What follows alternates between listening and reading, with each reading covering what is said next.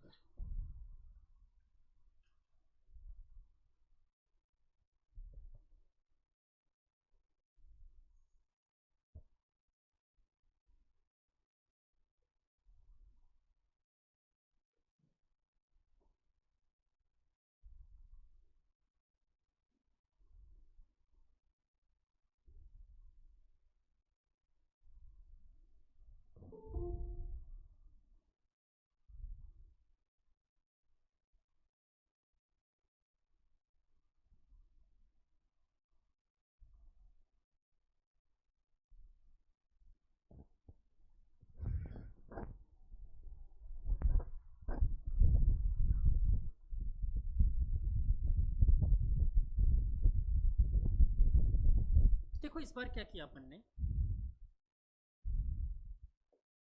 ये एक सर्कल था जिसका रेडियस r है और ओरिजिन पे ही इसका सेंटर एग्जिस्ट करता था। यहाँ से मैंने एक डिस्क कट किया और उसको यहाँ पर चिपका दिया, ठीक है, इधर पेस्ट कर दिया। मतलब आपको ये समझ में आ रहा है कि यहाँ पर ये क्या हो गया, हॉलो हो गया, यहाँ पर कोई मास ही एग्जिस्ट नहीं करता और यहाँ पर डबल मास एग्जिस्ट करता है। मतलब ये एक सर्कल यहाँ से कट करके यहाँ चिपका दिया। इस सर्कल का जो रेडियस था वो था r/4, ठीक है, और इसका भी ओरिजिन एक्सिस पे ही लाई करता है, ठीक है, दोनों का ओरिजिन एक्सिस पे ही लाई करता है। तो मेरा क्वेश्चन है इस पूरे पार्टिकल का सेंटर ऑफ मास निकाल के बताओ, ठीक है। मैं करूँ या ट्राई करोगे? करना है ट्राई, करो फटाफट करो, 10 सेकंड दे रहा हूँ मैं। तो मैकेनिक्स 1 लेके कहाँ घूम रहे हो? केशव नमकीन किसकी, विराज की?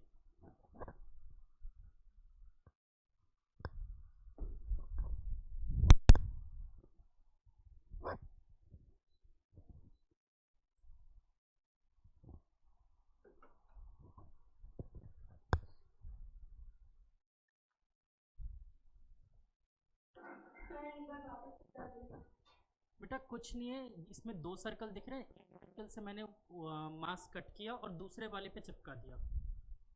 मतलब छोटे वाले सर्कल का वहां से सेक्शन कट किया डिस्क में से और बड़े वाले पे चिपका दिया।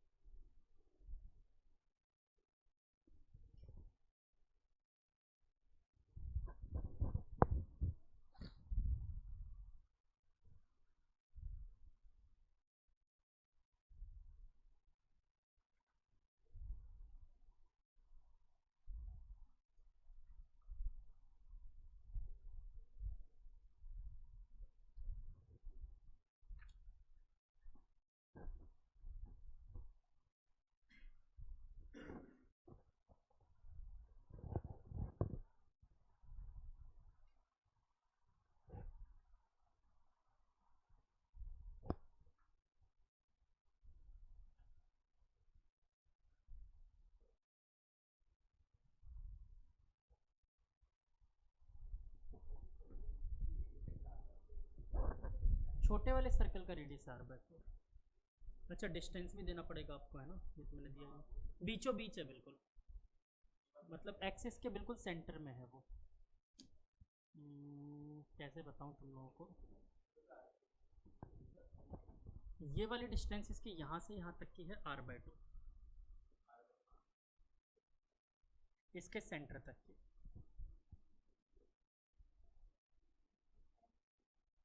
ठीक है, इसके सेंटर तक की डिस्टेंस है r/2 और उसका खुद का रेडियस r/4। ठीक है, अब क्या हुआ, सिंपल तो है।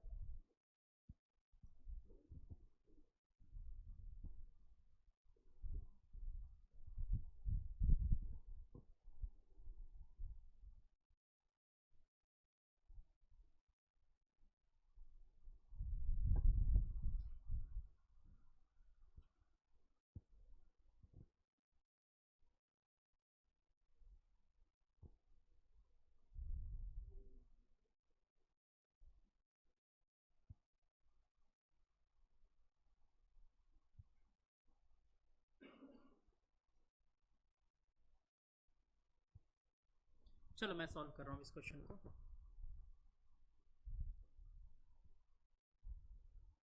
अपन तीनों मास से शुरू करते हैं। पहले ये बड़ा वाला मास, ठीक है, इसको मैं छोटा सा ही मान लेता हूँ।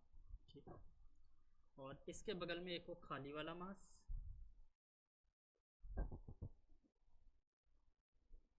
और उसके बगल में मैंने बनाया जो भरा हुआ मास है।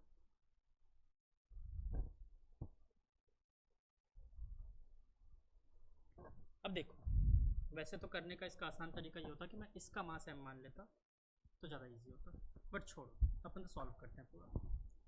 लेट अस सपोज पूरे सर्कल का मास था m। तो पहले एरिया बताओ पूरे सर्कल का क्या होता, पाई r स्क्वायर, और इसका मास था m, मैंने ये अज्यूम किया। तो क्या छोटे वाले सर्कल का मुझे एरिया बता सकते हो कितना होता, पाई r स्क्वायर बाई 16। इसका भी एरिया होता पाई r स्क्वायर बाई 16, और इसका भी पाई r square by 16।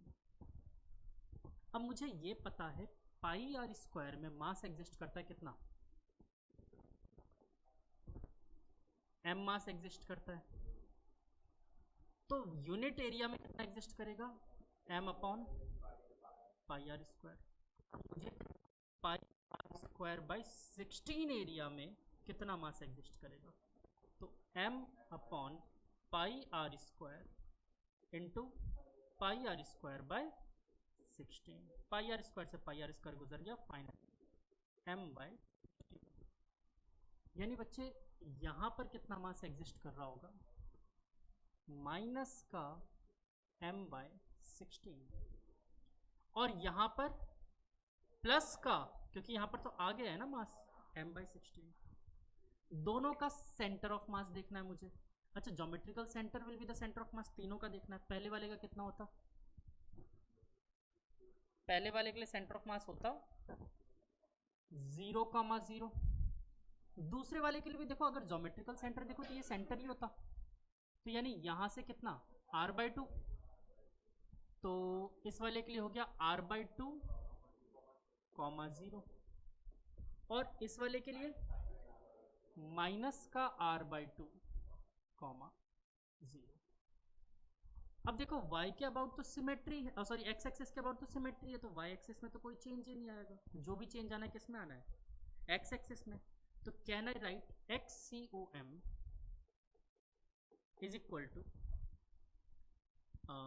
m1 r1 plus m2 r2 plus m3 r3 divided by total mass, यही होगा। चलो तो ज़रा देखो, m1 r1 पहले वाले के लिए 0, तो m इंटू 0 प्लस दूसरा वाला ये लेते हैं, कितना प्लस का है ना ये वाला, तो m बाई 16, और सेंटर ऑफ मास इसका कहाँ एग्जिस्ट कर रहा था, r/2 पे, तो into r/2 minus m by 16 minus का r/2 डिवाइडेड बाय टोटल मास कितना होगा, m plus m by 16 minus m by 16। देखो m से m बाई 16 से m बाई 16 गुजर गया, ये माइनस माइनस हो गए प्लस, तो mr बाई 16 ही बचेगा ये। तो XCOM इज इक्वल टू ऊपर बचा mr बाई 16, एक्चुअली में 2 टाइम्स हो जाता, 2 से 2 कैंसिल आउट हो गया है ना, और डिवाइडेड बाय m से m गुजर गया, और final result is r by 16। तो कितना हो गया इसका सेंटर ऑफ मास, हाँ यही लिख के था ना एग्जाम में, गलत कर देना। r/16, 0। ठीक है, क्लियर हुआ यस और नो? फटाफट नोट डाउन करो, इसके बाद टॉपिक लिखो मोशन ऑफ सेंटर ऑफ मास।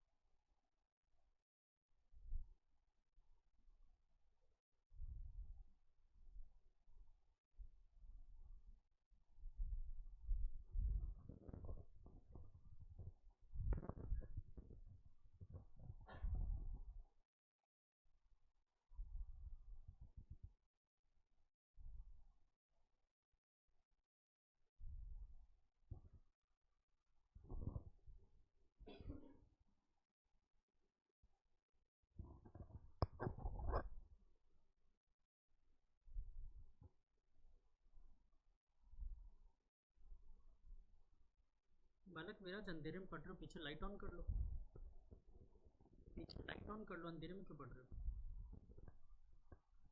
और तुम लोग पीछे ऐसा नहीं लगता अंधेरे में बैठे, ऊपर सर पे लाइट है, चला लो यार। हर्षित तुम्हारे पीछे ही है।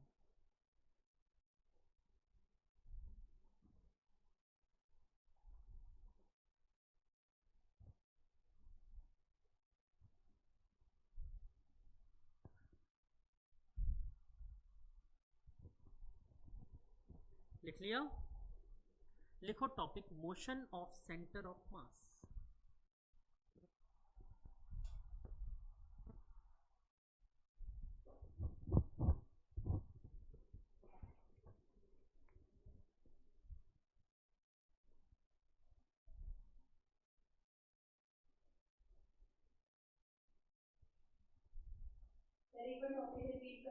मोशन ऑफ सेंटर ऑफ मास।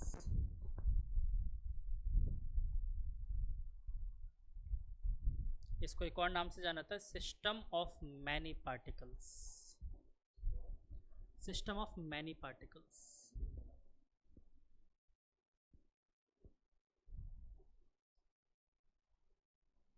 चलें स्टार्ट करें। यहाँ से मैं आप लोगों का थोड़ा सा टेंशन चाहता हूँ। देखो इसमें क्वेश्चंस कैसे पूछे जाएंगे, बहुत टाइप के क्वेश्चंस आते हैं इसमें और अनलिमिटेड क्वेश्चंस डिज़ाइन किए जा सकते हैं। बट अगर आपने क्रक्स पकड़ लिया, कंसेप्ट पकड़ लिया इसका, तो फिर आपके क्वेश्चन कभी गलत नहीं होंगे। इसके क्वेश्चन आते भी हैं, ठीक है। देखो क्वेश्चन क्या कहता है इसमें कि जैसे मान लो ये पहला पार्टिकल है जिसका मास है m1, ये दूसरा पार्टिकल है जिसका मास है m2, और ये रखे हुए किसी तीसरे मास पार्टिकल पे m3, ठीक है। ये m1 और m2 एक दूसरे की तरफ जा रहे हैं, या मान लो दोनों अलग अलग डायरेक्शन में जा रहे हैं। क्या इन सब के मूवमेंट की वजह से सेंटर ऑफ मास डिस्टर्ब नहीं होगा? बिल्कुल होगा। तो आपसे पूछेगा सेंटर ऑफ मास का डिस्टर्बेंस क्या होगा, पहला ये पूछ सकता है। या फिर दूसरा पूछ सकता है मैंने m1 को सरका दिया, तो बताओ m2 को कितना घिसकाया जाए कि सेंटर ऑफ मास वहीं के वहीं बना रहे।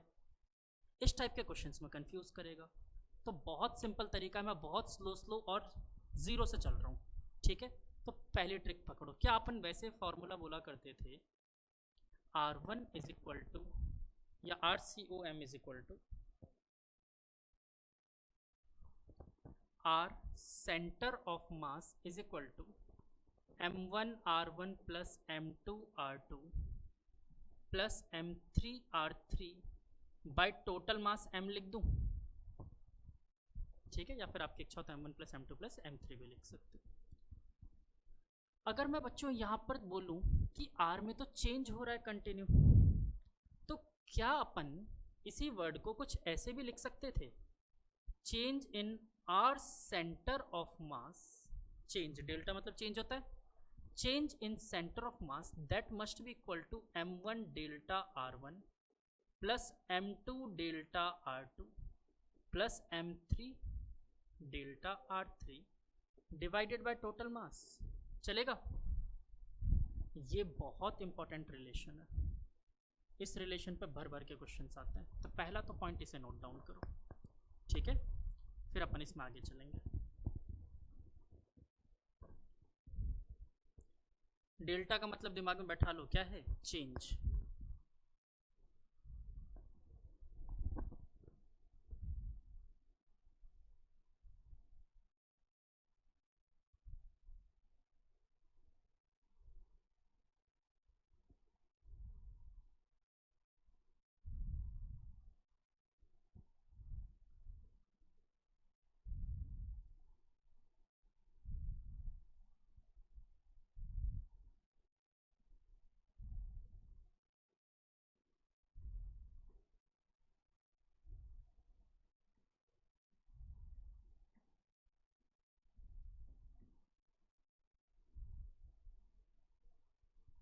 इसके नीचे एक पॉइंट मेंशन करना,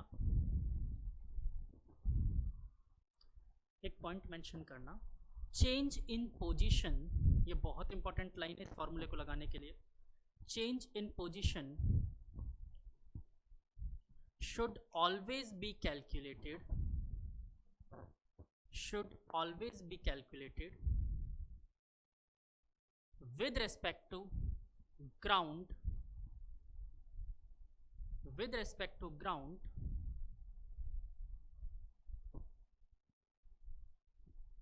or stationary frame of reference, or stationary frame of reference।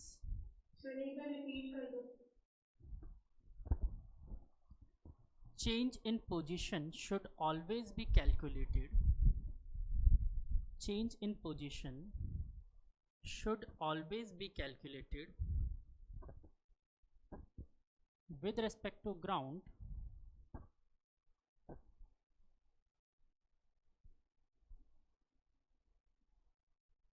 or stationary frame of reference, or stationary frame of reference। अच्छा, अब ज़रा आते हैं अपने पुराने दुनियादारी पर। सबको याद होगा न्यूटन भैया का सेकंड लॉ क्या था?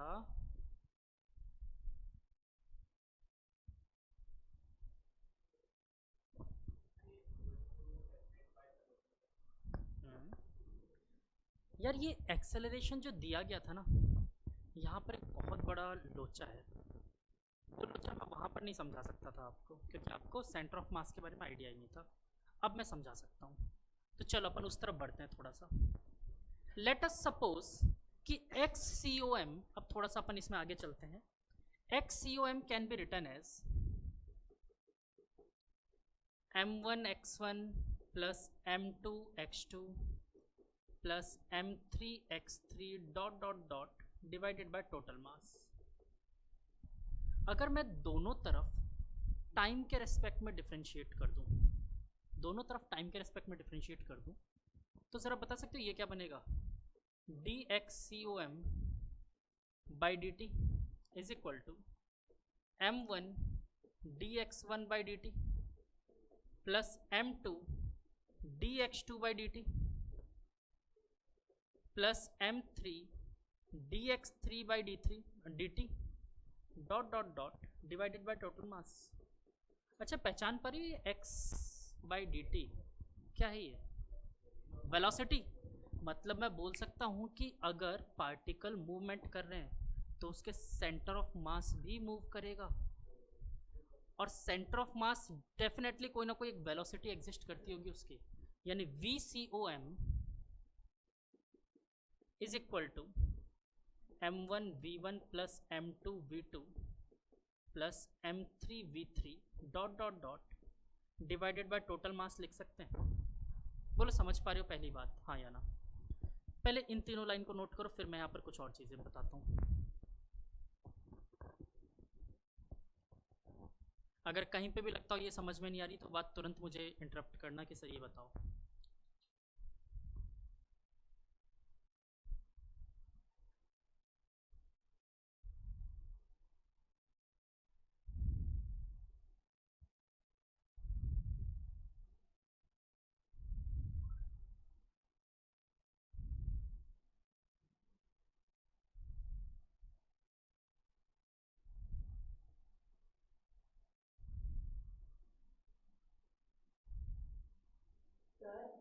हाँ बालक, बोलो। सर जो आपने सेकेंड लाइन में क्या लिखा हुआ है, मतलब वो समझ नहीं आया। बेटा मैंने बस डिफ्रेंशिएट किया है इस वाले टर्म्स को विद रिस्पेक्ट टू टाइम, ठीक है ना। Yes sir.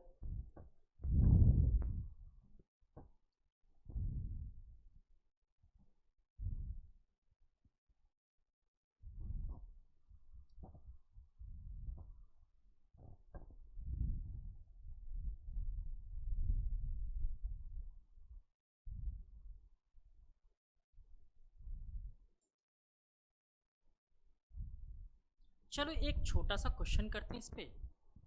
यहीं पर, ये क्वेश्चन नहीं है, न्यूमेरिकल की तरह मत लो, छोटा सा मैं कुछ समझाने के लिए, कुछ फील कराने के लिए आप लोगों को करवा रहा हूँ, ठीक है।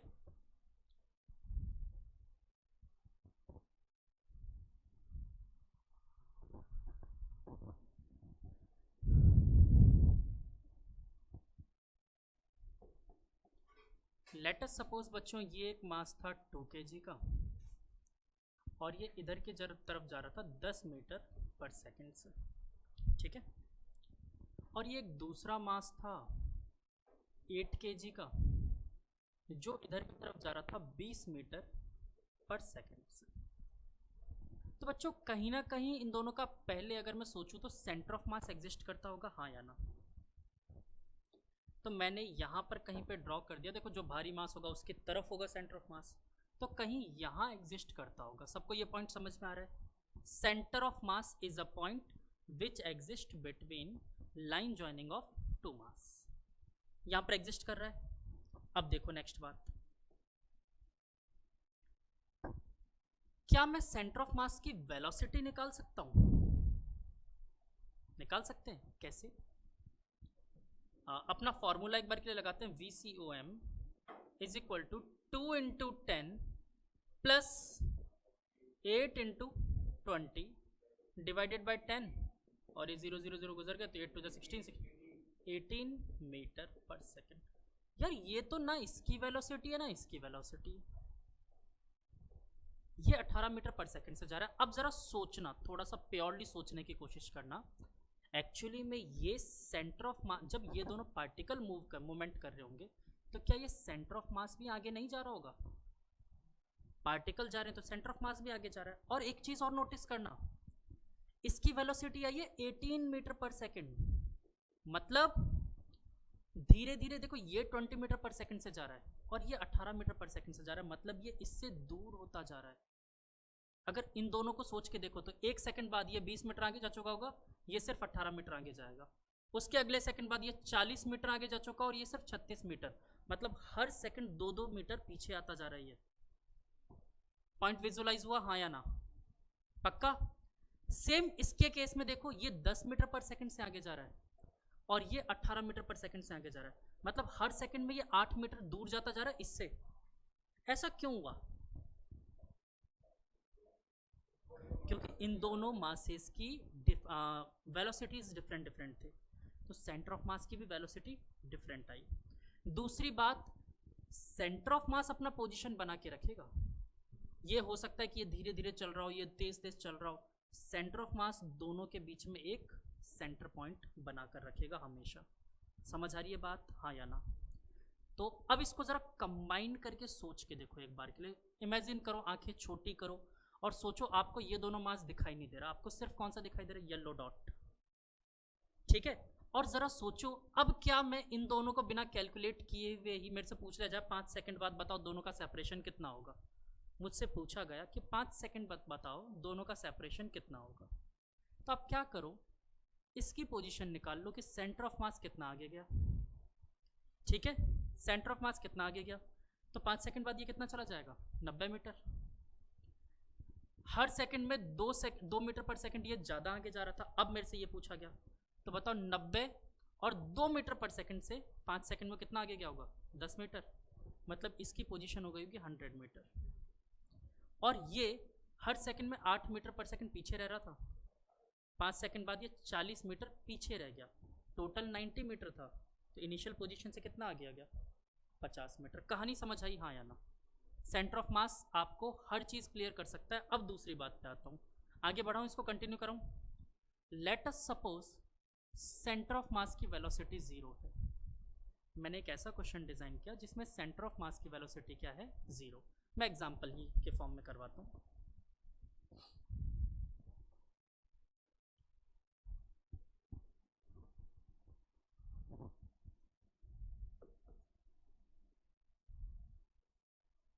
टू के जी 10 मीटर पर सेकेंड, 2 के जी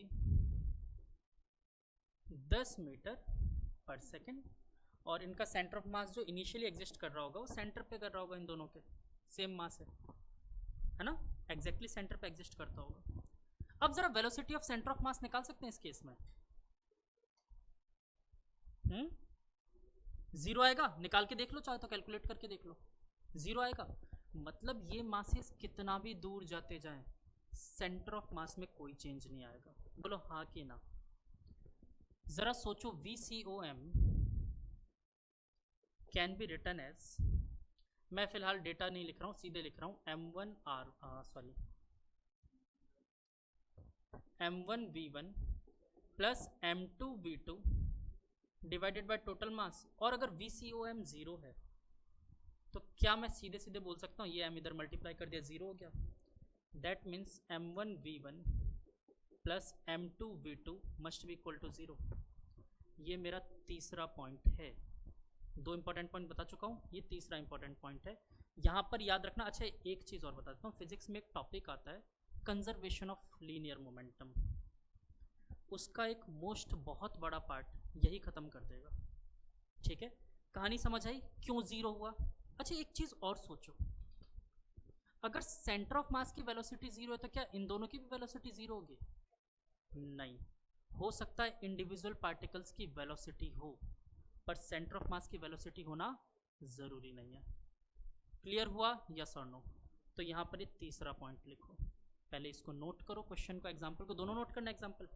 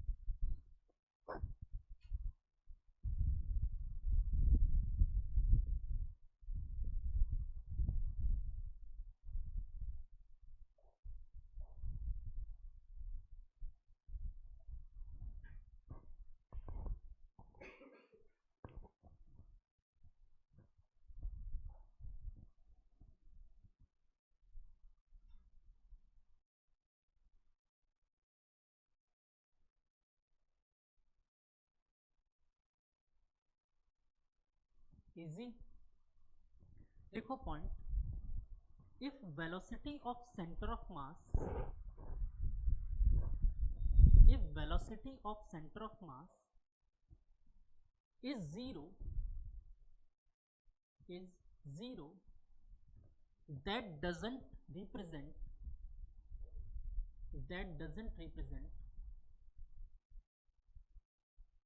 velocity of individual particle is 0. That doesn't represent the velocity of individual particle is 0. But या नेक्स्ट पॉइंट में भी लिख सकते हो, but that represent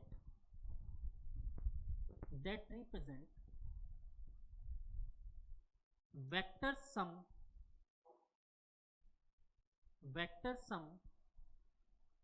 of linear momentum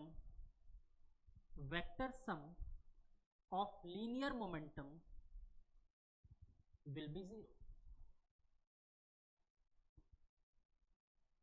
समझो क्या बोल दिया मैंने, अजीब सी चीज। जरा सोचो, इस रिलेशन को थोड़ा सा मैं बदल के लिखना चाहता हूं आप लोगों के लिए। मैं इसे कन्वर्ट कर देता हूं, मास को इधर भेज देता हूं, m into VCOM total mass into velocity of centre of mass is equal to m1 v1 plus m2 v2 plus m3 v3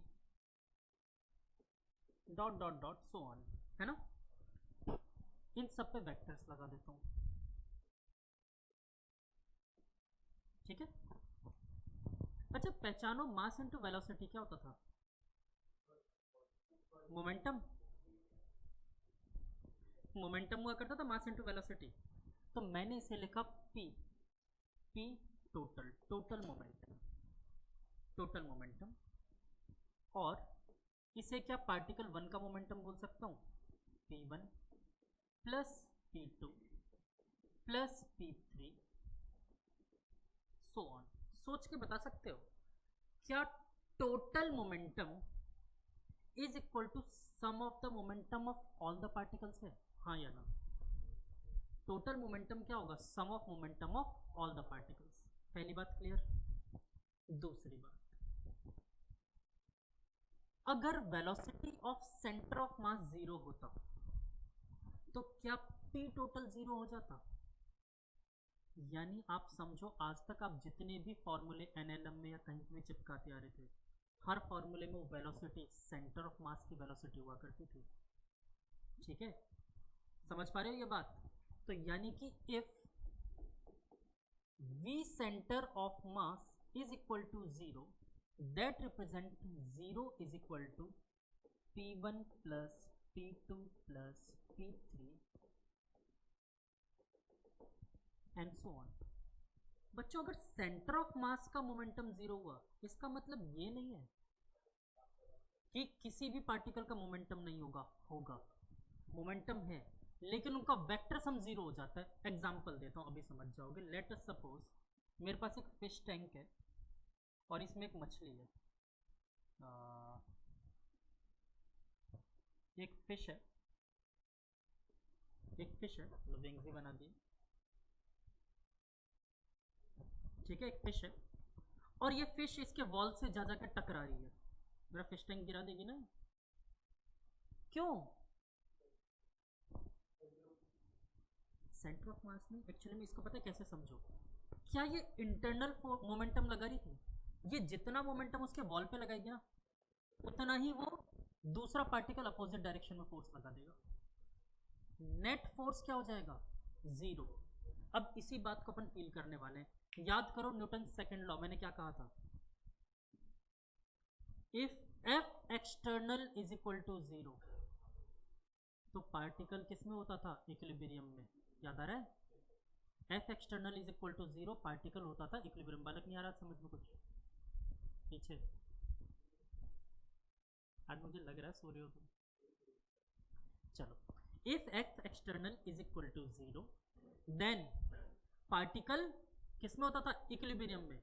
लेकिन क्या मैं ये कह सकता हूँ कि उसके अंदर रखे हुए पार्टिकल्स पे कोई फोर्स नहीं होगा?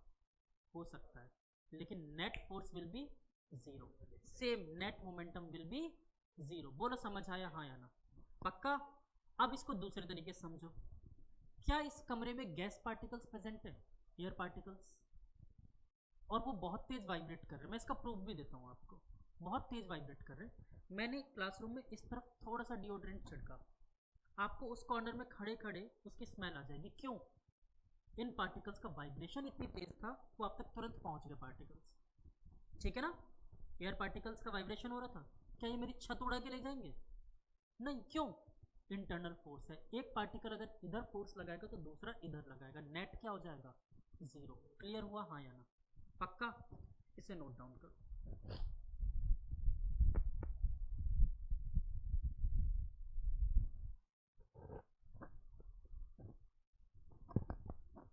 इस कहानी को चाहता तो मैं एक छोटे से लाइन में भी खत्म कर सकता था, बट मैं जानबूझ के आपको ज़्यादा बता रहा हूँ, प्रॉपर इसकी थ्योरी पकड़ पाओ।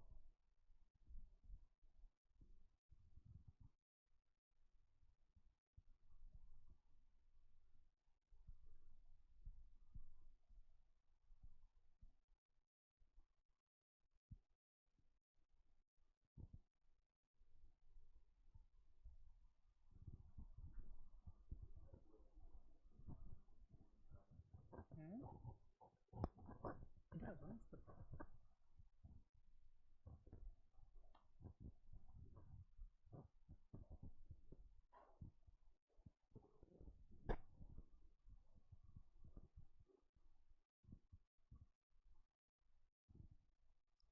इजी। अब बेटा सेम कहानी फोर्स के लिए भी निकाल के मैं फ्री करता हूँ फटाफट, है ना? इसी इक्वेशन को ले लूँ काम में, इस इक्वेशन को ले लूँ काम में। चलो छाप लिया सबने ये? इसके बाद मैं जितनी भी कहानी बताई है मैं लगभग हाँ आराम से छाप लो बेटा, कोई जल्दी नहीं, क्लास 11 की मल्टीपल अटेम्प्ट्स होते हैं,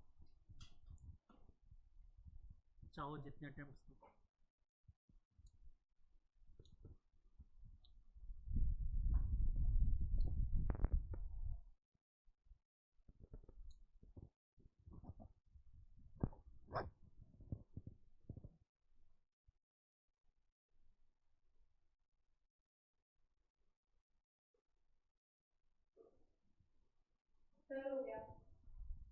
हो गया?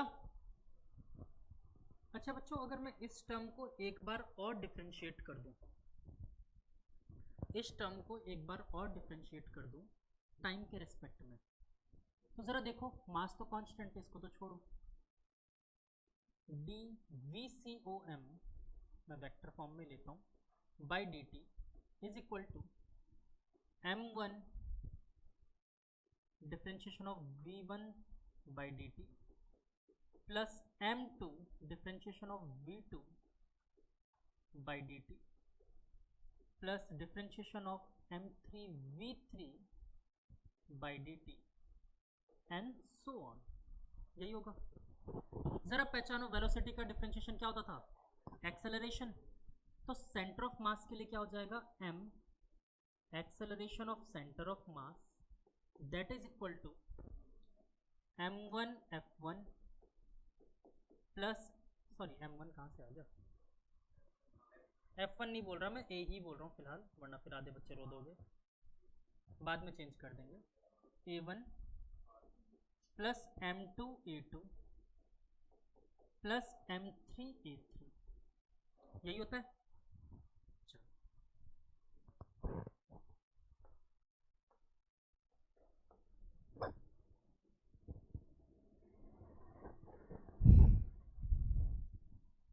And so on. क्या मैं इस बात को फोर्स, अच्छा सेंटर ऑफ मास पे फोर्स लगाना है मुझे,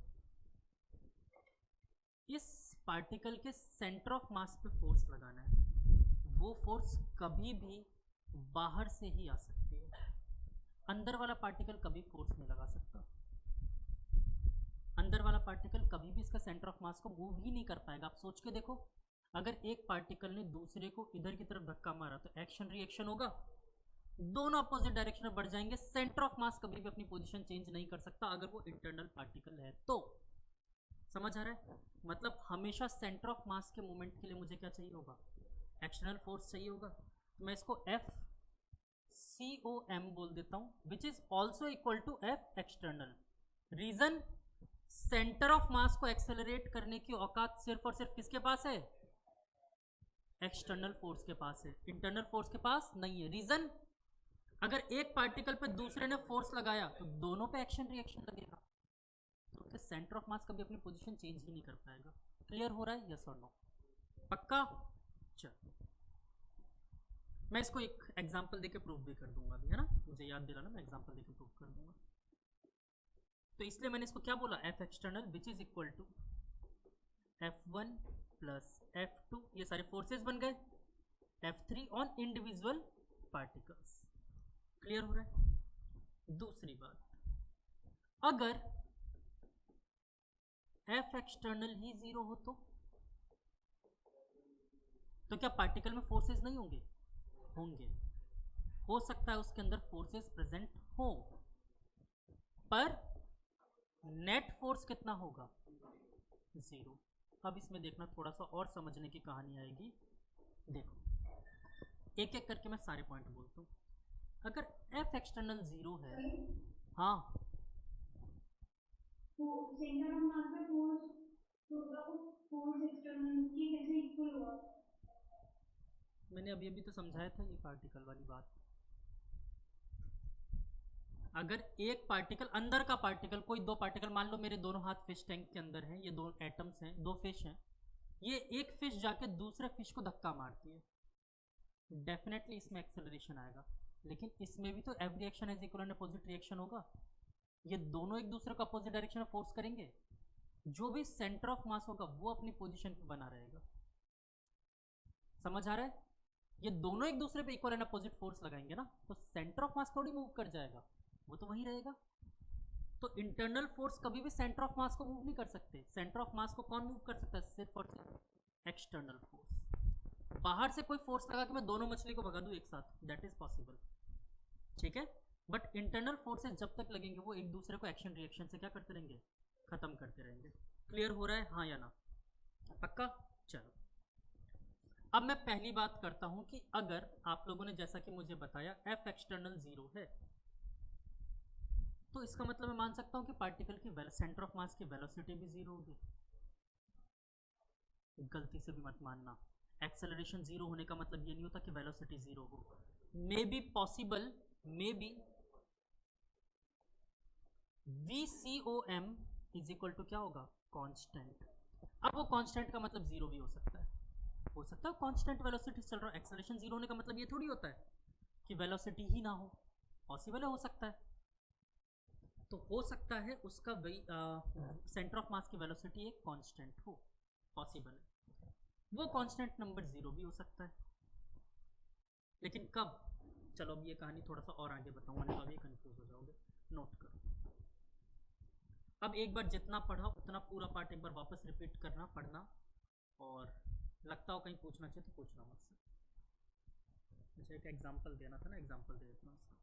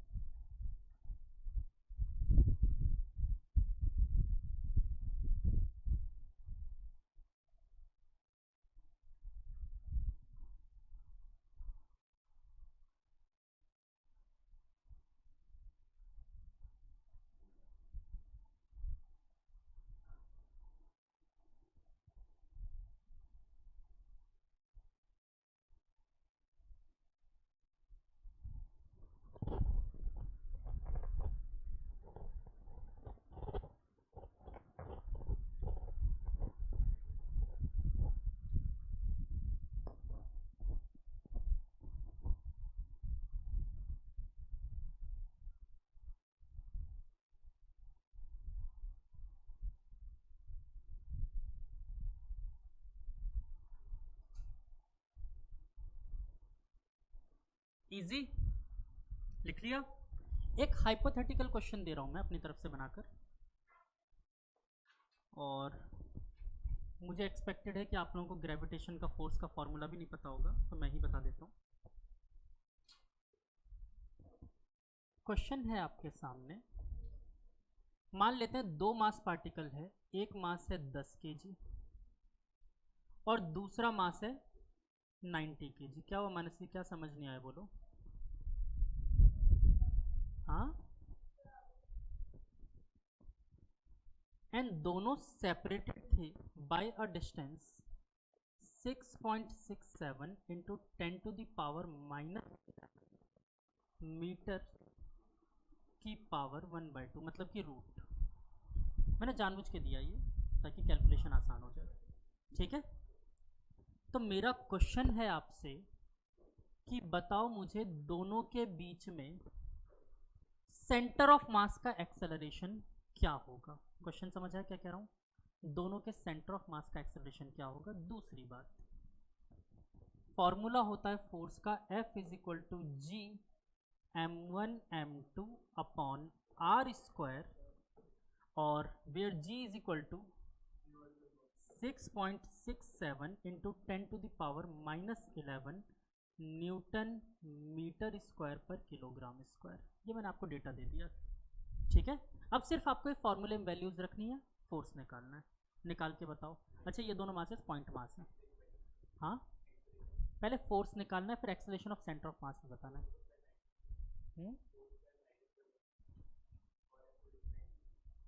वो आप चेक करो, जल्दीबाजी मत क्या करो। हवा में तोते उड़ाते, मैंने कई बार कहा, कॉपी पेन से करो इसको।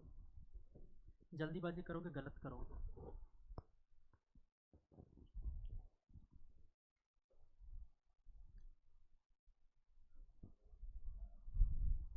क्वेश्चन में डेटा क्या दिया है? 90 kg 10 kg, दोनों के बीच का डिस्टेंस r, ये आपको दे रखा है मैंने ये, ठीक है। g की वैल्यू ये होती है, बस फॉर्मूले में वैल्यूज रखो, फोर्स मिल जाएगा। अब आपको पहली बात ये याद ही नहीं होगी, मैं बताता हूँ। अगर न्यूटन का लॉ पता है, मान लेते हैं ये मास 1 है, ये मास 2 है, तो इस पे भी लग रहा होगा एक फोर्स, जिसे मैं बोलूंगा फोर्स ऑन 1 ड्यू टू 2, इधर देख लो। और इस पे भी एक फोर्स लग रहा होगा, अट्रैक्शन फोर्स ही तो लगता है, तो दोनों को खींच रहा होगा ना। ऐसा थोड़ी है कि एक मास खींच रहा होगा दूसरा नहीं खींच रहा होगा, दोनों फोर्स लगाते हैं एक दूसरे पर। तो इस पे लग रहा होगा फोर्स ऑन 2 ड्यू टू 1, और हम जानते हैं every reaction has equal and opposite reaction, that is why F12 is equal to F21। नहीं भी समझ आए तो ग्रेविटेशन चैप्टर में ये ढंग से समझाऊंगा मैं वहाँ पर, ठीक है। पर अभी तो इतना मान लो मेरी कही बात। तो निकाल के देखें फोर्स क्या होता है, बस वही फॉर्मूला लगाना था। फॉर्मूला लगाओ, F इज इक्वल टू कितना आ गया, G m1 की वैल्यू है आपकी 10 और इसकी वैल्यू है 90 divided by are square.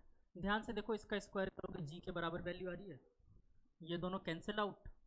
Force is equal to आ गया मेरे पास 900 न्यूटन। ये तो सिंपल सी बात है।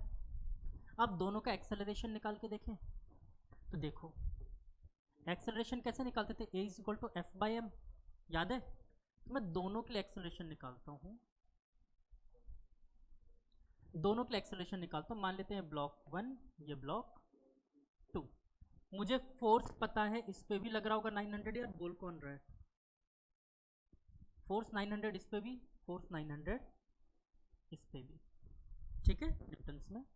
दोनों का मास मुझे पता है, तो क्या मैं A1 is equal to 900 by इसका मास कितना है 10, that is 90 metre per second square होगा, ठीक है। सेम इसके लिए निकालो, 900 बाय इसका मास कितना था 90, तो A2 इज इक्वल टू कितना आ गया मेरे पास 10 मीटर पर सेकंड स्क्वायर। बोलो कोई दिक्कत? अब मैं acceleration of centre of mass निकालना था मुझे, मैंने यही बोला था। तो ACOM is equal to M1A1 plus M2A2 divided by total mass, that is M1 plus M2, यही होगा। वैल्यूज चिपकाएं, वैल्यूज चिपकाते हैं, यार ये खत्म हो गया, चलो वैल्यूज चिपकाते हैं। तो यहाँ से मिला ACOM is equal to m1 कितना दिख रहा है 10 इंटू 90 प्लस दूसरे का मास कितना है 90 और acceleration -10। Acceleration is a vector quantity और डायरेक्शन देखो अपोजिट है, divided by total mass is 100, 900 minus 900 which is equal to, समझ आया? कोई एक्सटर्नल फोर्स नहीं था तो acceleration of centre of mass कितना आ गया 0। लेकिन इसका मतलब क्या सेंटर ऑफ मास की वेलोसिटी नहीं होगी? देखो वो भी निकाल के देखेंगे हम। नहीं निकाल पाओगे, चलो छोड़ो हटाओ, थोड़ा उसके लिए डेटा मुझे और बदलना पड़ेगा। हाँ सेंटर ऑफ मास का कैसे निकाली वेलोसिटी? हाँ एक्सेलरेशन पता था ना, वेलोसिटी कैसे निकाली? यार मैं भी सीखना चाहता हूँ, बताओ। अरे डरा मत करा करो, पता है तुम लोग ये गलत सोचते हो सकता है तुम लोग मुझे कुछ बेहतर सिखा दो। बोलो कौन से फॉर्मूले में रखा? पर बेटा वेलोसिटी तो गिवन ही नहीं थी मुझे, कहाँ गिवन थी वेलोसिटी? कहाँ थी? एक्सेलरेशन था मेरे पास तो, समझ गए?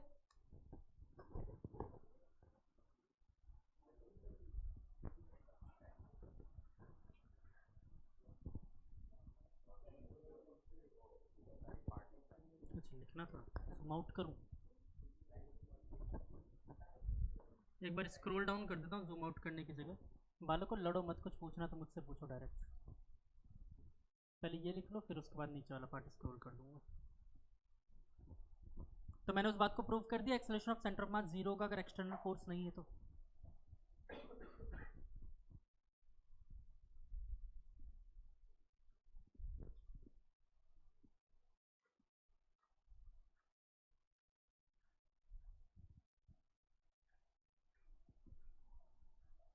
खैर इस केस में वेलोसिटी ऑफ सेंटर ऑफ मास भी 0 है अगर ये दोनों ब्लॉक्स पहले से मूव नहीं कर रहे हैं तो। और अगर पहले से दोनों एक ही डायरेक्शन, मान लो एक कागज़ पर रख के दोनों को मूव करवा रहा था मैं, तो जो कागज़ की वेलोसिटी होगी वही उसके सेंटर ऑफ मास की भी होती। ठीक है,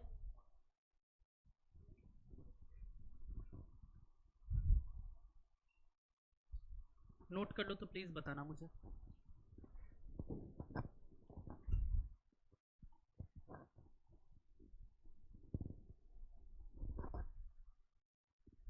तुम लोगों की क्लास बड़ी जल्दी निकल जाती, पता भी नहीं चलता।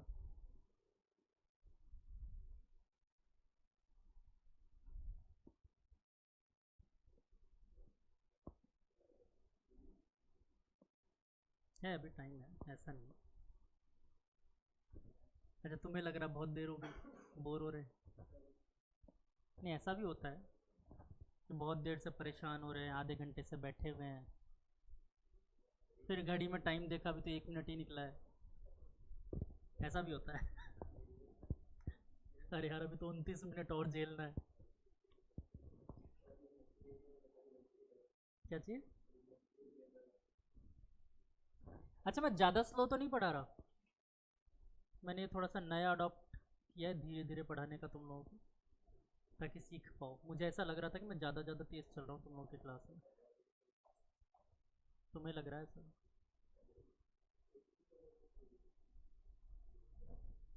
ना ना, पहले मैं बहुत फास्ट कराता था यार, पुराने वीडियोस देखना मेरे, समझ जाओगे। हाँ चलो इजी। तो अब पॉइंट्स लिखना शुरू करो, ये इंपॉर्टेंट पॉइंट्स जो मैंने बोले थे, बहुत सारे समझाए थे, उनके बारे में लिखवा रहा हूँ। लिखो नेट फोर्स ऑन, अगर काव्या और कोमल लिखने में कुछ छूट जाए तो मैं रिकॉर्डिंग अपलोड करूंगा यूट्यूब पे, तो आप लोग वहां से भी लिख सकते हो, ठीक है? Net force on a system of particles is equal to the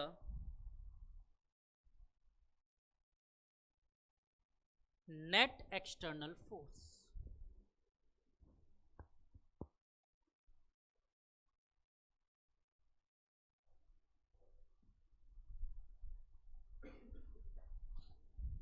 ठीक है, equal to the net external force. क्या प्रूफ करी थी मैंने ये बात? ठीक है, तो जो भी एफ नेट बनेगा वो नेट एक्सटर्नल फोर्स के बराबर होगा। दूसरा point, sum of internal forces, sum of internal forces on particles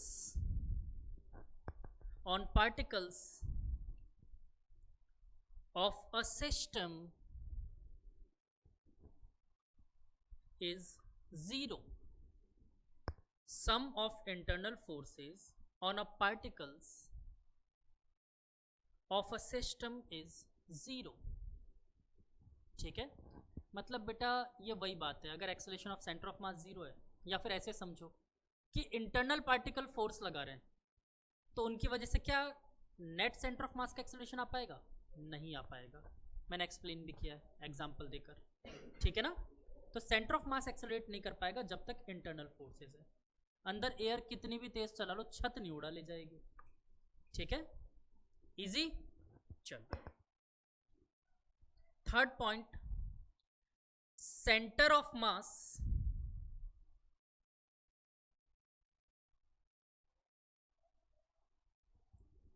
cannot be accelerated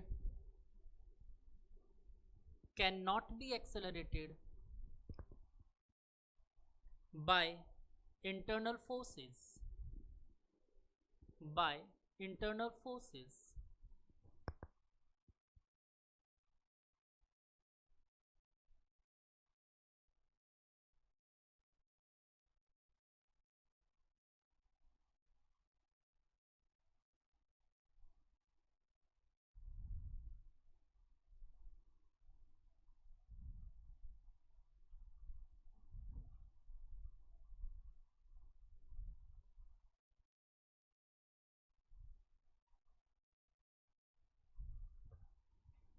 तो अब अगर मेरे को चेक करना हो किसी पार्टिकल पे एक्सटर्नल फोर्स कितना लगा,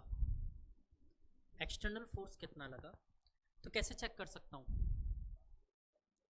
अगर सेंटर ऑफ मास के एक्सेलरेशन को टोटल मास से मल्टीप्लाई कर दूँ तो क्या मुझे एफ एक्सटर्नल मिल जाएगा? तो सोचो, यही हम लोग लिखते हुए आ रहे थे इतने ज़मानों से, F equal to M A बोलते थे ना, वो कहानी ये है। क्लियर हो रहा है? तो लिखो, एक्सटर्नल फोर्स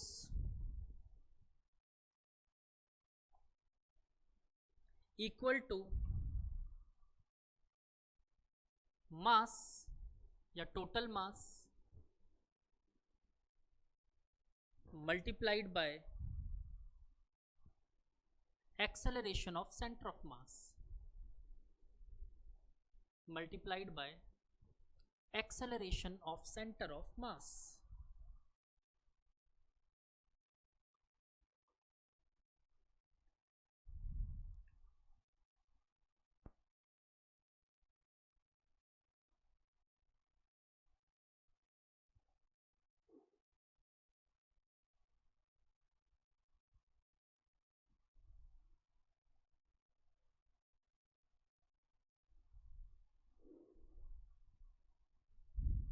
नेक्स्ट पॉइंट लिखो, if F external is equal to 0,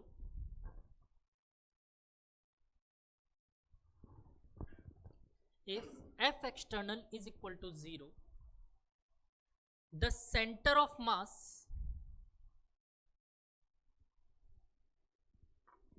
moves with constant velocity.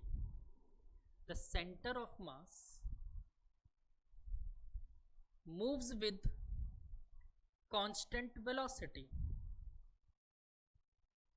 Hence, the center of mass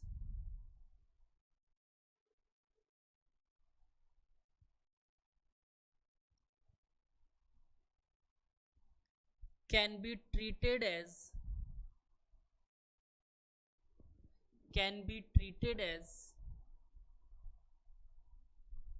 an inertial frame,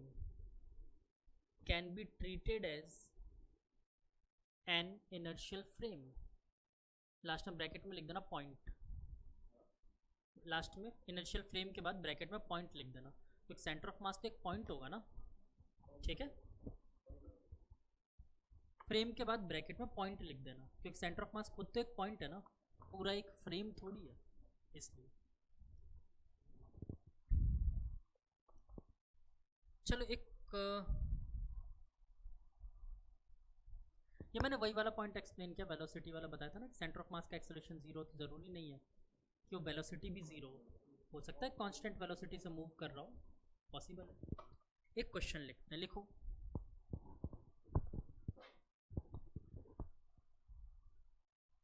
A projectile is fired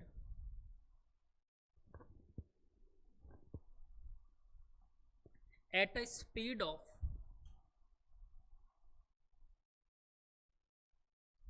100 meter per second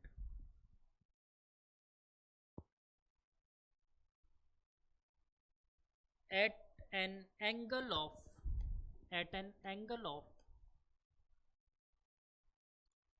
37 degree, angle of 37 degree above the horizontal.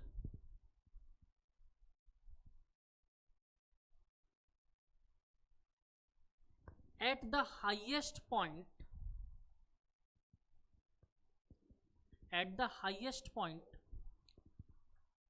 projectile breaks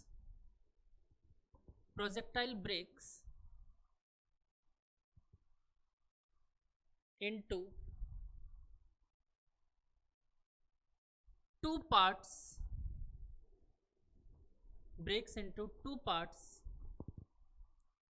of mass ratio 1:3.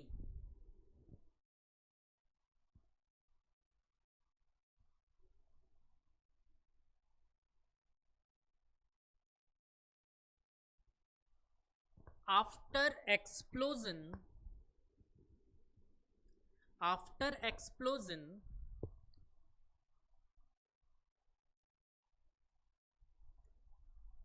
the lighter part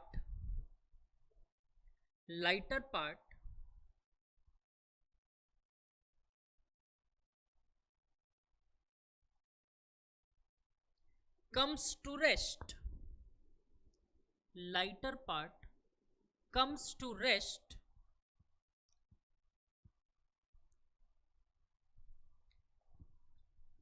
Find the distance from the launching point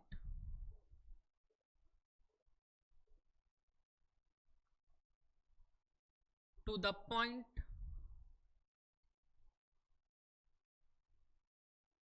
where the heavier piece lands.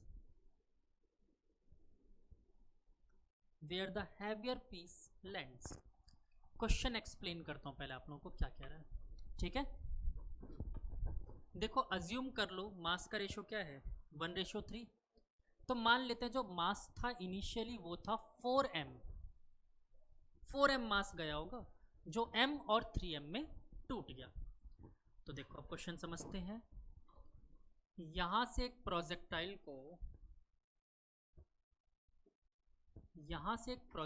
को मैंने throw किया with velocity 100 metre per second at an angle of 37 degree, और ये projectile शांति से जाता तो कुछ ऐसे जाता, ठीक है, शांति से जाता तो कुछ ऐसे जाता, पर क्या हुआ, ये अपने हाईएस्ट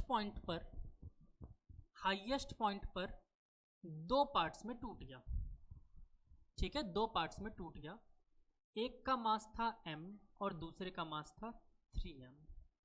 इसने बोला m वाला मास तुरंत रेस्ट में आ गया, मतलब एग्जैक्टली अब वो ड्रॉप डाउन हो गया होगा, हो सकता है ड्रॉप डाउन हो गया, लेकिन हैवियर मास रेस्ट में नहीं आया, वो तो जा रहा था, तो हैवियर मास ऑटोमेटिकली कुछ ऐसे जाके गिर गया यहाँ पर। तो अब आपसे पूछा गया है कि इस मास का यहाँ से डिस्टेंस बताओ कितना होगा। क्वेश्चन एक्सप्लेन हुआ पहले अच्छे से, क्या पूछा गया है, क्या हुआ यहाँ पर। अब ज़रा देखो, यहाँ पर एक्चुअली में एक एक्सप्लोजन हुआ था। क्या वो एक्सप्लोजन किसी बाहर के इंसान ने किया? नहीं, इसके इंटरनल फोर्सेस ने किया। और अगर इंटरनल फोर्सेस की वजह से एक्सेलरेशन आया, फोर्स लगा था, इंटरनल फोर्सेस की वजह से वो ब्रेक डाउन हुआ, तो क्या सेंटर ऑफ मास अपनी पोजीशन चेंज करने वाला है? याद करो, एफ एक्सटर्नल की वजह से सेंटर ऑफ मास में एक्सेलरेशन आता है। यहां पर क्या एक्सेलरेशन आएगा? नहीं आएगा। मतलब centre of mass will follow the same path which is followed by the actual projectile. बोलो क्लियर हुआ नहीं हुआ? यानी यहां पर इसका डेफिनेटली क्या एग्जिस्ट करता होगा? सेंटर ऑफ मास एग्जिस्ट करता होगा। अगर इस डिस्टेंस को मैं मान लूं x1 और इस डिस्टेंस को मान लूं x2, ये मास मुझे पता है कितना है, m1 दैट इज m, और ये है 3m। तो क्या मेरा क्वेश्चन खत्म? कितना आसान क्वेश्चन है। अब देखो सॉल्व कैसे करेंगे। पहले निकाल लेते हैं सेंटर ऑफ मास या फिर एक्चुअली में प्रोजेक्टाइल कहाँ जाके गिरता। अगर फॉर्मूला याद है फॉर्मूले से निकाल लो, नहीं याद है सॉल्व करके निकाल लो। सबको याद, u square sine 2 theta, u square sine 2 theta by g, range का फॉर्मूला यही होता था। तो हॉरिजॉन्टल प्रोजेक्टाइल था, कर लो फटाफट। तो R is equal to U square sine 2 theta by G. ये लगाओगे तो निकालने में थोड़ा सा मुश्किल है, तो इसको लिख लो 2 u square sine theta cos theta by g. Values रखो क्योंकि साइन 37 इंटू 2 की वैल्यू आपको नहीं पता है ना, तो इसलिए मैंने इसको ऐसे लिख दिया। 2 यू की वैल्यू कितनी होगी? 10 to the power 4, u square है, यू 100 था तो यू स्क्वायर कितना होगा? 10 टू द पावर 4। साइन 37 3/5, और ये हो गया 4/5, और नीचे जी की वैल्यू थी पहले से 10 आ गया। ठीक है, ये काट देगा, चलो जो भी अपन सॉल्व करते हैं। 8 या 24, देखो 1 0 तो इससे गया और 2 0 को 2 टाइम्स वो काट देगा। चलो मैं देखता हूँ, 24 इंटू 10 इंटू 100 बाई 25, ये कट गया 4 टाइम्स, 24 4 जा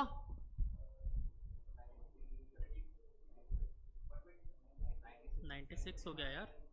25 माइनस 4 करो ना, सॉरी 100 माइनस 4 करो ना, 96। तो 960 मीटर होता है एक्चुअली में। बोलो 960 मीटर एक्चुअली में प्रोजेक्टाइल को जाके गिरना चाहिए था, पर इस एक्सप्लोजन की वजह से ये वाला पार्टिकल कहाँ आके गिर गया? मैक्सिमम हाइट पे। जरा याद करो, प्रोजेक्टाइल मैक्सिमम हाइट पे सिमेट्री होती है, तो यानी ये वाला पॉइंट कितनी दूर रहा होगा? 96 का हाफ 480 मीटर पे। यानी यहाँ पर अगर पोजीशन में मानता हूँ 0 मीटर, तो ये हो गया 480 मीटर, और ये आ गया 960 मीटर। तो ये आपसे पूछा गया था, ये पूछा गया था। सेंटर ऑफ मास का पॉइंट मुझे मालूम है, इसका पॉइंट मुझे मालूम है, बाकी सब पता है, एक ही मिसिंग है। इसकी डिस्टेंस यहाँ से पूरी में मुझसे पूरा यही पूछा गया था, वाई मान लो, वाई मान लो, जेड मान लो, कुछ भी मान लो, है ना। हाँ नहीं तो वही तो चाहिए, 100 मीटर पर सेकंड से फेंका भी तो टी मान लेता हूँ। चलो, तो क्या अब मैं, अगर आप लोग बुरा ना मानो, तो centre of mass RCOM is equal to M1R1 plus M2R2 divided by M1 plus M2 लिख सकता हूँ। कोई बात नहीं, x ले लो, मैंने लिया तो यहाँ से था उस टाइम, मुझसे पूछा उसने पूरा है तो मैं पूरा ही निकाल देता हूँ ना सीधे। क्या ज़रूरत है वो निकाल के फिर वापस जोड़ूँ? मैं उस तरीके से भी करके बता दूंगा, x1 x2 से भी। पहले इसको कर लें। तो ज़रा देखो मेरे ओरिजिन से RCOM कितनी दूर है? 960, 960, तो इसको लिखो 960 is equal to M1 that is M into 480 plus M2 into T, तो M2 है 3M into t divided by total mass 4m होगा, m कॉमन आके कट गया। अब इसको मैं थोड़ा सा और डाउन करता हूँ, मतलब कैलकुलेशन ही बची है बस अब। तो कितना आ गया ये 980 माइनस 4, अच्छा सॉरी 4 भी तो है, तो 960 into 4 minus 480 is equal to 3t। इसको सॉल्व किया,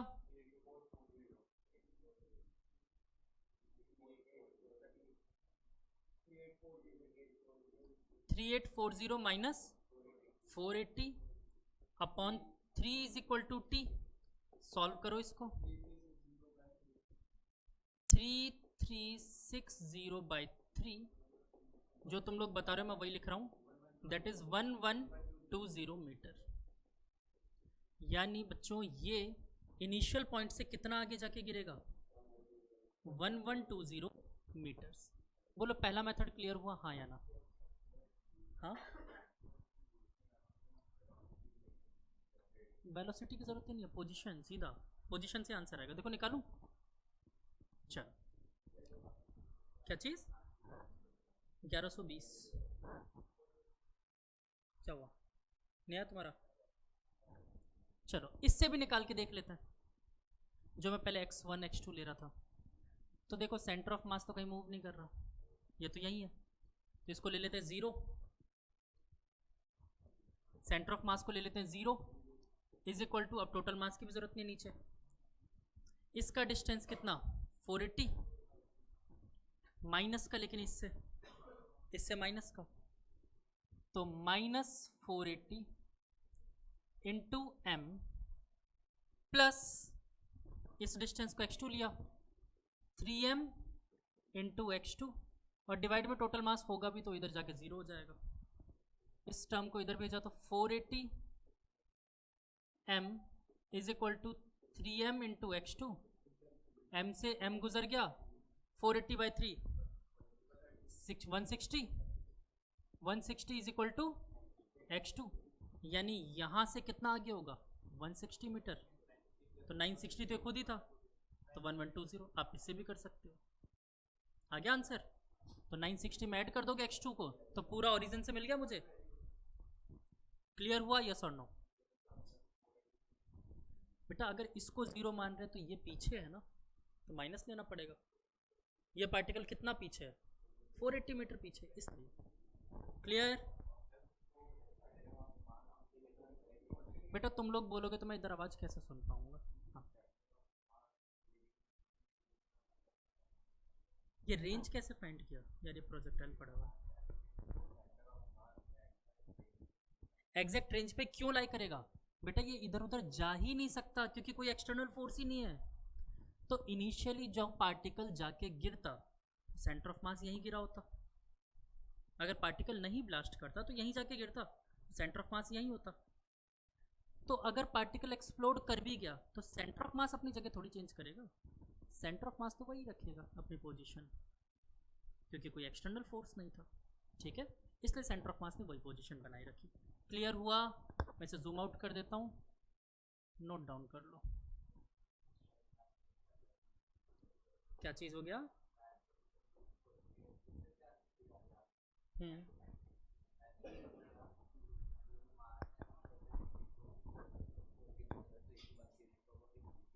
ठीक है, मान लो।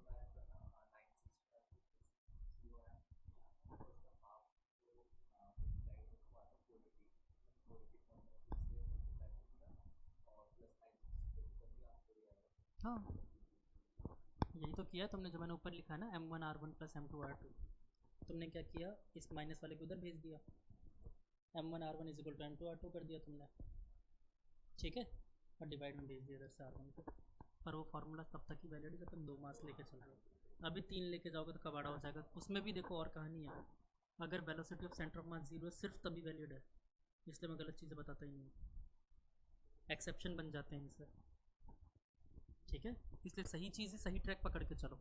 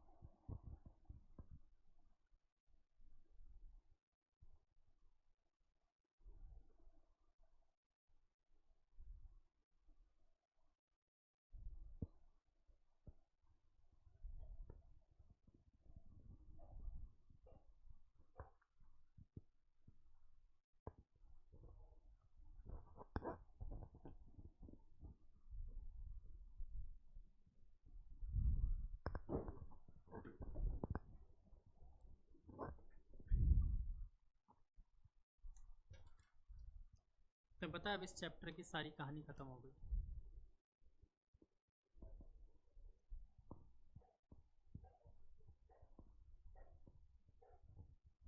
अब सिर्फ न्यूमेरिकल्स हैं इस चैप्टर में आने वाले 3 क्लास तक, ठीक है। उसके बाद फिर नेक्स्ट चैप्टर जो मैं मेरी तरफ से स्टार्ट करूँगा, मतलब आप लोगों के लिए चैप्टर नहीं है वो एनसीईआरटी में, इम्पल्स एंड कॉलिजन। हाँ, तो तुम लोगों ने बहुत मेरे बारे में अफवाहें उड़ाई, सर ने कॉलिजन नहीं पढ़ाया, सर ने इम्पल्स नहीं पढ़ाया, है ना। अब आएगा इम्पल्स, तो अब बताऊंगा इम्पल्स मोमेंटम थ्योरम। ये चीज़ें बिना सेंटर ऑफ मास के बता नहीं सकता था मैं। देखो जब डिटेल में बात कर रहे होते हैं तो डिटेल में पढ़ना भी ज़रूरी होता है। हम लोग अगर मैं हवा में बताना होता तो मैं बोलता change in momentum is equal to impulse, हो गया। कॉलिजन बताना होता, वहाँ पर तो कॉलिजन उन्होंने एनएलएम में दे दिया। बिना सिस्टम ऑफ पार्टिकल समझे तुम कॉलिजन समझ ही नहीं सकते।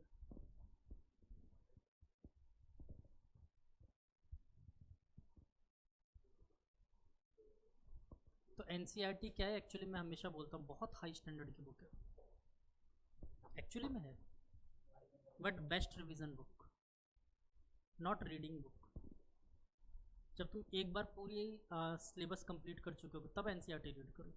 पहले कर लोगे तो जो आता है वो और भूल जाओगे, क्योंकि उन्होंने कंटेंट इधर उधर मिक्स करके दे रखा होता है। आप उसमें मोस्टली लाइंस में यही पढ़ोगे, मोस्टली टॉपिक कोई पढ़ना चाहोगे, we are studied in that chapter या we will study in on that topic, और वहां पर जाओगे तो फिर कहीं और रेफर कर देगा, पूरी बुक घुमा देगा तुम्हें, तो पढ़ने की बुक ही नहीं है फिर वो।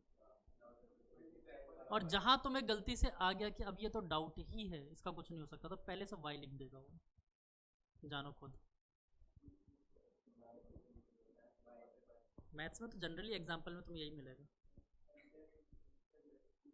अब मैंने स्टैंडर्ड की बुक क्यों कही, क्योंकि उसके कुछ क्वेश्चंस आते हैं जो दिमाग घुमा देंगे तुम्हारा। एनसीईआरटी के बहुत गजब गजब क्वेश्चंस आते हैं, पर अब क्या है कि जब से नई बुक्स आई हैं इन्होंने मोस्टली चीज़ें हटा दी। जैसे एडिशनल क्वेश्चंस हुआ करते थे पहले एनसीईआरटी में, एडिशनल एक्सरसाइज, आंसू निकलवा देते थे वो, आंसू निकलवा देते थे वो, ऐसे क्वेश्चंस होते थे। तुमने अगर पूरी थ्योरी ढंग से नहीं पढ़ी, तुमने इस हिसाब से थ्योरी पढ़ रखी है कि मतलब क्या नाम से, जैसे अभी तुमने बोला कि M1R1 must be equal to M2R2, ऐसे अगर कोई ट्रिक याद कर रखी है तो समझ लो खेल खत्म है तुम्हारा, एक क्वेश्चन नहीं हिलेगा उसका। अगर तुम्हें पूरा कंटेंट नहीं पता तो नहीं कर सकते। सोचो मैं एक बता रहा हूँ, मेरे पर्सनल बीती हुई बात बता रहा हूँ। चैप्टर आता है 12th क्लास में करंट इलेक्ट्रिसिटी, तो मैंने किरचॉफ्स लॉ नहीं पढ़ा था। उसमें एक सर्किट को सॉल्व करने के कई तरीके होते हैं, उसमें एक नाम है किरचॉफ्स लॉ जो एनसीईआरटी ने दे रखा है। उसके अलावा बहुत सारे तरीके मैंने पढ़ रखे थे जो छोटे छोटे तरीके होते हैं। किरचॉफ्स लॉ पर ज़्यादा फोकस नहीं कर रहा था अपने। वो क्वेश्चन में सॉल्व करने बैठा, सारे मेथड लगा लिए, किसी से आंसर नहीं आया। लास्ट में फाइनली मुझे किरचॉफ्स लॉ पढ़ना पड़ा और फिर उसे सॉल्व करना पड़ा। तो वो एनसीईआरटी की एडिशनल एक्सरसाइज ऐसे हुआ करती थी। चलो अब इसके थोड़े से और अच्छे वाले क्वेश्चंस करेंगे। मैं क्वेश्चंस के टाइप बता देता हूँ, आज तो फिर मैं नहीं करवा पाऊंगा बिकॉज टाइम नहीं बचा है। इसमें क्वेश्चंस आएंगे, एक बंदर बलून को पकड़ के चढ़ रहा है ऊपर, ठीक है ना। या फिर क्वेश्चन आएगा एक बोट पे कोई इंसान चल रहा है तो बोट कितना शिफ्ट होगी। इसमें ही क्वेश्चंस आएंगे, बोट पे 2 इंसान चल रहे हैं तो बताओ बोट का क्या मोमेंट होगा अगर कोई फ्रिक्शन नहीं है तो। दोनों के मासेस अलग अलग होंगे तो बोट मूव करेगी। हाँ बिल्कुल, बहुत बहुत गजब की कहानी है इसकी। फिर आएगा कि एक पुली पे मास रखा हुआ था, पुली नहीं बोल रहा हूँ सॉरी, हाँ चलो पुली पे 2 मास सस्पेंडेड थे, find acceleration of centre of मास। या फिर आपके पास क्वेश्चन आएगा, चलो एक आसान सा क्वेश्चन याद आया, पूछ ही लेता हूँ तुम लोगों से।